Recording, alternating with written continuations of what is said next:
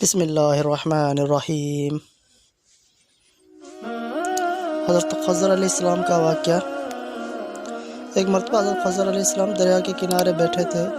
اتنے میں کسی سائل نے آ کر ان سے سوال کیا کہ میں آپ سے اللہ کے واسطے سوال کرتا ہوں، مجھے عنایت فرمائیے۔ یہ سن کر حضرت خضر علیہ السلام پر بے ہوشی طائر ہوئی۔ جب کچھ ہوش ہوا تو فرمانے لگے، بھائی میں تو صرف اپنی جان اور مال کا مالک ہوں، تم نے مجھ سے اللہ کے واسطے سوال کیا ہے، لہٰذا میں اپنی جان اور ذات تمہارے حوالے کرتا ہوں، تم جس طرح چاہو اس کو استعمال میں لاؤ، بازار میں فروخت کر کے اس کی قیمت سے فائدہ اٹھاؤ۔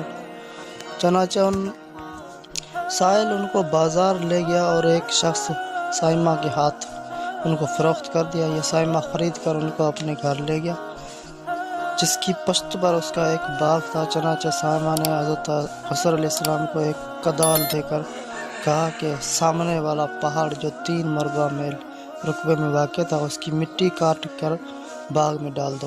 اور یہ حکم دے کر سائمہ اپنے کسی ضرورت سے کہیں چلا گیا، اور حضرت خضر علیہ السلام اس پہاڑ سے مٹی کاٹ کر باغ میں ڈالنے لگے۔ جب سائمہ گھر واپس آیا تو اس نے گھر والوں سے دریافت کیا کہ تم نے غلام کو کھانا بھی کھلایا یا نہیں؟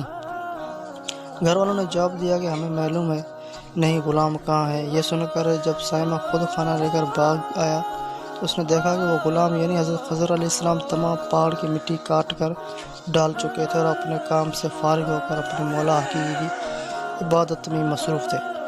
یہ دیکھ کر ان کو بڑا تعجب ہوا اور اس نے دریافت کیا تو بتا کہ آپ کون ہیں؟ یہ بات سن کر حضرت خضر علیہ السلام پر کچھ بے ہوشی سی طائر ہو گئی، اور پھر افاقہ ہونے پر انہوں نے فرمایا کہ بھائی میں خضر ہوں۔ جس کو سن کر سائمہ کے ہوش اڑ گئے کہ تو نے یہ کیا کیا، ان کو غلام بنا کر ایسے کام پر لگایا، یہ تو انتہائی گستاخی ہے۔ پھر یہ سوچنے کے بعد سائمہ نے توبہ کی اور پروردگار سے عذر خواہی کے ساتھ حضرت خضر علیہ السلام کو آزاد کر دیا اور اللہ کے بارگاہ میں عرض کیا کہ اے رب العالمین مجھ سے اس کا مواخذہ نہ کیجیے گا، کیونکہ ان کو جانتا نہیں تھا۔ اس کے بعد حضرت خضر علیہ السلام نے فرمایا اور سجدہ شکر بجائے کہ اللہ ایک میرے پروردگار، میں تیرے ہی حق میں غلام بنا اور تیرے ہی حق میں آزاد ہوا، اس پر تیرا شکر گزار ہوں۔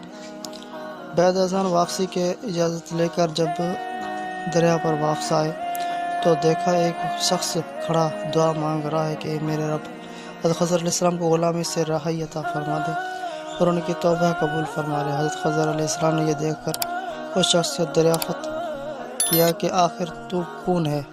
تو اس شخص نے بتایا کہ میں تو شاذون ہوں، آپ کون ہیں؟ انہوں نے فرمایا کہ میں خضر ہوں۔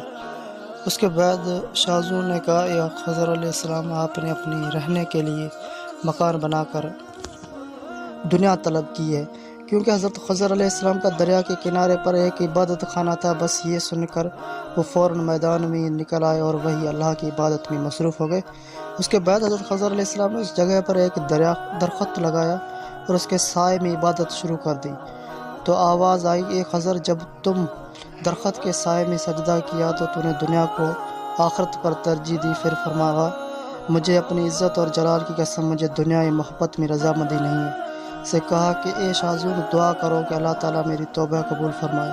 چنانچہ شاذون نے دعا کی اور اللہ نے شاذون کی برکت سے خضر علیہ السلام کی توبہ کو قبول فرمایا۔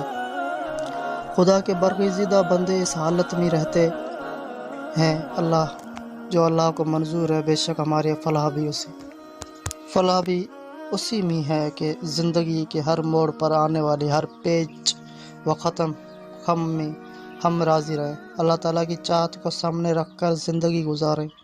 دعا ہے کہ اللہ تعالیٰ ہمیں اس واقعے سے سبق حاصل کر کے نیک بننے کی توفیق عطا فرمائے، آمین یا رب العالمین۔